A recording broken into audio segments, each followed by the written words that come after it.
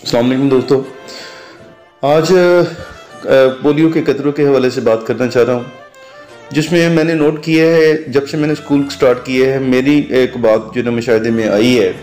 कि पोलियो के कतरे जो है ना वो उनको हर तीसरे महीने बाद टीमें जो ना वो आ जाती हैं बुलाने के लिए। ठीक है, किसी ज़माने में मुझे याद है कि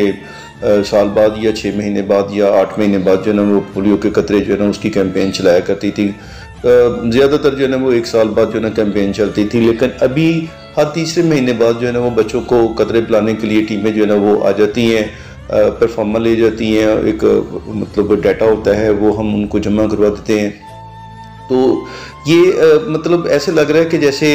इसके ऊपर जो है ना हद से ज़्यादा मेहरबानी जो है ना वो शो की जा रही है, और उसकी वजह गालबन यही है कि बिल गेट्स जो है ना वो इसमें दिलचस्पी रखता है और उसमें बहुत अरबों रुपया जो है ना वो दुनिया भर के जो ममालिक हैं, गरीब ममालिक ख़ास तौर पर, वहाँ पर इस हवाले से ख़र्च जो है ना वो किए हुए हैं, इन्वेस्ट किए हुए हैं। ठीक है, अब इसकी इंटरेस्ट क्या है, उसकी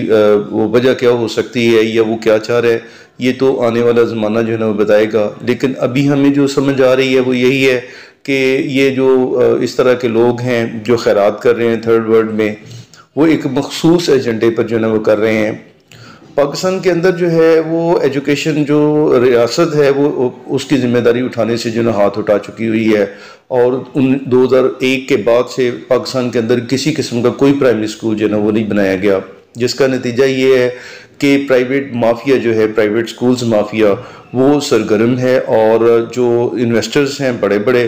वो बड़े पैमाने पर एजुकेशन को जो है ना बिज़नेस बना चुके हुए हैं, और तालीम जो है ना वो गरीब जो लोग हैं उनकी पहुंच से काफ़ी हद तक जो है ना वो दूर हो चुकी हुई है। और जो लोग एजुकेशन प्राइवेट इदारों से हासिल करके अपने बच्चों को पढ़ा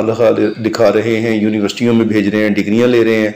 वो बिल आखिर कर क्या रहे हैं कि पाकिस्तान का इंफ्रास्ट्रक्चर देखकर, पाकिस्तान के अंदर अपॉर्चुनिटीज़ देखकर जो कि बहुत कम है, वो अपने बच्चों को मगरबी ममालिक के अंदर जो है ना, अमेरिका के अंदर जो है भेज रहे हैं, कनाडा ऑस्ट्रेलिया वगैरह में भेज रहे हैं, जिसका नतीजा निकल रहा है कि पाकिस्तान की जो क्रीम है, जो पढ़ी लिखी, जो पढ़ा लिखा तबका है, वो पाकिस्तान से बाहर जा रहा है, और पीछे जो बच रहा है वो आप लोगों के सबके सामने है।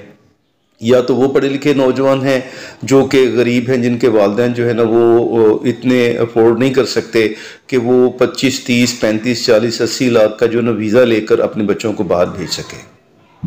या फिर वो लोग हैं जो कि बहुत हद तक मुहिब वतन हैं और अपने वतन के अंदर ही रहकर अपने बच्चों का मुस्तकबिल संवारना चाहते हैं।